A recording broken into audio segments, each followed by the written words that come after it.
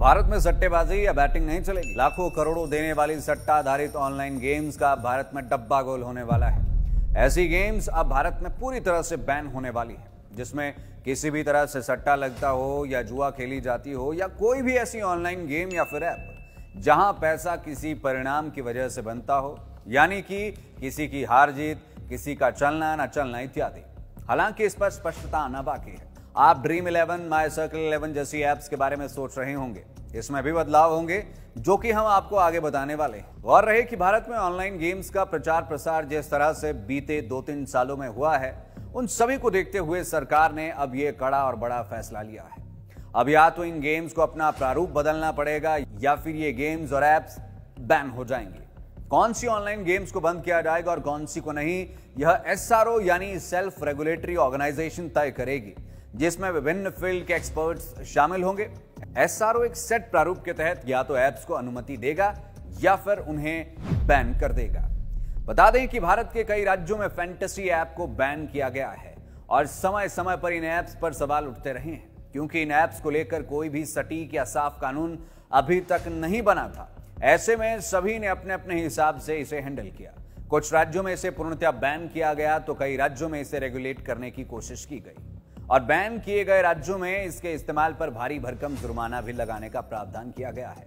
इन राज्यों द्वारा तरह तरह के तर्क दिए गए। बीच में ऐसे भी मामले सामने आए जब इन ऐप्स में पैसा डूबने के बाद लोगों ने सुसाइड किया और अपनी जान गंवाई।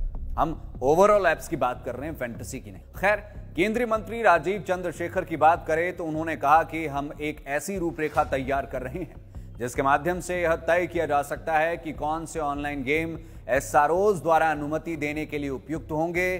किसी ऑनलाइन गेम को मंजूरी देने का फैसला इस बात को ध्यान में रखते हुए लिया जाएगा कि गेम में किसी भी तरह से सट्टेबाजी या जुआ शामिल नहीं है।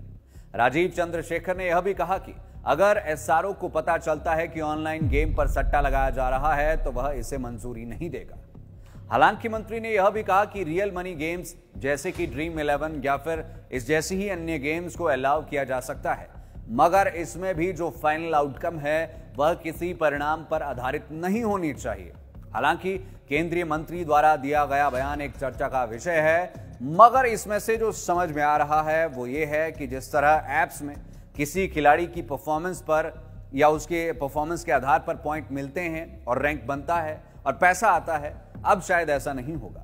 इन गेम्स को या तो अपना प्रारूप बदलना होगा या फिर एसआरओज के सामने ये जस्टिफाई करना होगा कि उनकी गेम्स में किसी भी तरह की ना तो वेजरिंग होती है और ना ही कोई सट्टेबाजी।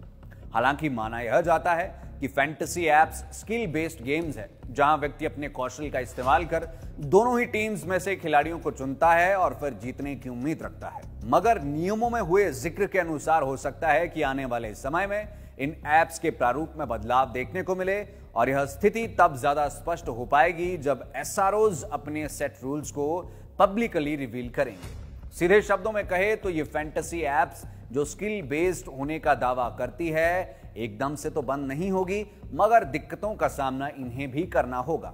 और रही बात दूसरी ऐप्स की, जहां किस्मत कनेक्शन पर सब कुछ होता है, तो उनका डब्बा गोल होने वाला है।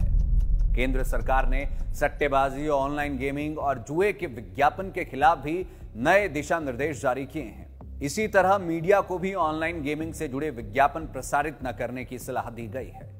देखते रहिए लाइव टाइम्स टीवी। मैं हूं मनोज ठाकुर। इस खास रिपोर्ट पर साथ दिया निशांत सूद।